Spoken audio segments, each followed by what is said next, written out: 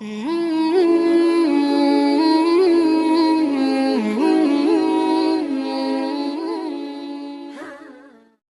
لوگ ہیں جو یہ باتیں کر رہے ہیں کہ نماز سے تو مصیبت ٹلتی ہے، تو نبی کے سمجھ میں یہ بات کیوں نہیں ہے؟ آپ نے صحابہ کو حکم دیتے کھڑے ہو باجماعت نماز پڑھو، تیر آئیں گے دیکھا جائے گا، شہید ہو جائیں کوئی مسئلہ نہیں، نماز پڑھ کے دعا مانگیں گے سب سیٹ ہو جائے گا۔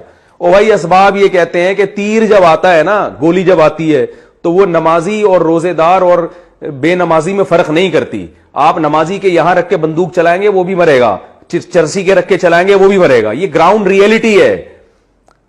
اسی وجہ سے تو نبی نے حکم دیا کہ جب نماز میں سانپ نظر آئے تو نماز توڑ کے سانپ کو مار دو، یہ صحیح حدیث ہے۔ یہ تھوڑی حکم دیا کہ نماز میں سانپ نظر آئے تو کوئی بات نہیں، تمہارا بھی اللہ سے کنیکشن ہے اور نماز بلاؤں کو ٹالتی ہے تو یہ سانپ کیا بلا، یہ خود ہی ٹل جائے گی، تم نماز نہیں چھوڑنا، بلکہ حکم دیا نماز چھوڑو پہلے سانپ کو مارو۔ کیا مذہب کا بھائی کیا تصور پیش کیا جا رہا ہے؟ یہ جنونی قسم کے جو لوگ ہیں، کیوں مذہب کا بیڑا غرق کر رہے ہو، کیوں لوگوں کو برباد کر رہے ہو مذہب کے نام پہ؟ علم صحیح نہیں ہے تو چپ رہ جاؤ، یہ زیادہ بہتر ہے تمہارے لیے۔ تو یہ نبی صلی اللہ علیہ وسلم کی تعلیمات اور میں آپ کو بتا رہا ہوں۔ اب آپ دیکھیں، آپ صلی اللہ علیہ وسلم نے وہ تمام اسباب اختیار کیے غزوہ خندق میں، جب آپ نے اپنی ذمہ داری پوری کر لی پھر اللہ کی طرف سے معجزے بھی صادر ہونا شروع ہوئے۔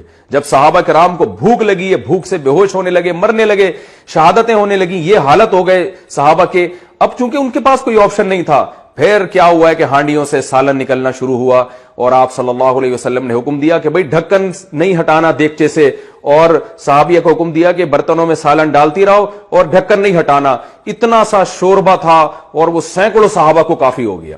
اب اللہ کی طرف سے معجزے ہوئے ہیں، اب اللہ کی مدد آئی ہے۔ آپ اپنی ذمہ داری بھائی پوری کرو، چاہے وائرس کے بارے میں ہو، چاہے وہ کورونا وائرس کے بارے میں ہو، چاہے وہ صحت کے بارے میں ہو، چاہے وہ ڈیفنس کے بارے میں ہو، اپنی ذمہ داری آپ نے پوری احتیاطی تدابیر کرنی ہے۔ اس کے بعد پھر اوپر سے اللہ سے دعائیں مانگیں، مدد آئے گی۔ پیڑے کھانے کے بعد آپ دعا مانگو گے، مدد نہیں آتی اللہ تعالیٰ کی، مرواؤ گے آپ لوگوں کو۔ تو یہی ہو رہا ہے، آپ جو ہے نا اس طرح کی فضول قسم کی باتیں، جو بے روزگار کم بخت گھر میں پڑا ہوا ہے اس کو کہا جاتا ہے کہ جاؤ یار کچھ پڑھو لکھو کچھ کام کرو، نہیں جی، رزق تو اللہ کے ہاتھ میں۔ میں دیکھتا ہوں ہمارے ہاں ایک شوگر کے مریض تھے، ہوٹل میں بیٹھے ہوئے چائے پی رہے، چینی آئی تو چائے میں چینی ڈال رہے ہیں۔ ایک آدمی نے ان کو کہا کہ حضرت آپ شوگر کے مریض ہو، چینی ڈال کے پی رہے ہو۔ انہوں نے کہا بھائی جان موت زندگی اللہ کے ہاتھ میں ہے، جب مارنا اللہ ہے، بچانے والا، بچانے والا کون ہے؟ اللہ ہے۔ تو میں اس وقت چھوٹا تھا، مجھے شروع سے ہی بے عقلی کی باتیں سمجھ میں نہیں آتی الحمدللہ، تو میرا دل چاہا کہ میں ان سے بولوں کہ مارنے والا بھی اللہ ہی ہے۔ ایک بات کر رہے ہو کہ بچانے والی ذات اللہ کی ہے، تو کیا یہ جتنے لوگ جو مرتے ہیں یہ کس نے مارے ہوتے ہیں؟ گورنمنٹ نے مارے ہوتے ہیں؟ کس نے مارے ہوتے ہیں؟ اللہ ہی مار رہا ہوتا ہے سب کو۔ تو جو بچانے والا ہے وہ بھی اللہ ہے اور مارنے والا بھی اللہ ہے، اور اللہ کا قانون یہ ہے کہ جو کوشش کرتا ہے اکثر اس کو بچا لیا جاتا ہے، جو کوشش نہیں کرتا وہ اکثر مر جاتے ہیں۔ آپ دیکھیں یورپ میں لوگوں کی جو طبعی عمر ہے نا وہ بڑھ گئی ہے، اس لیے کہ وہ اپنی صحت کا بہت خیال کرتے ہیں، اس لیے ان کی جو بوڑھے بہت دیر سے ہوتے ہیں۔ ہمارے ہاں 60 سال کے آدمی کو دیکھو آپ، میں تو سفر میرے باہر ملکوں کے شروع ہو رہے ہیں، بہت کچھ ہم نے ان ملکوں کے بارے میں سنا ہوا تھا، لیکن جب وہاں جا کے دیکھا تو بالکل اپوزٹ پایا ہم نے۔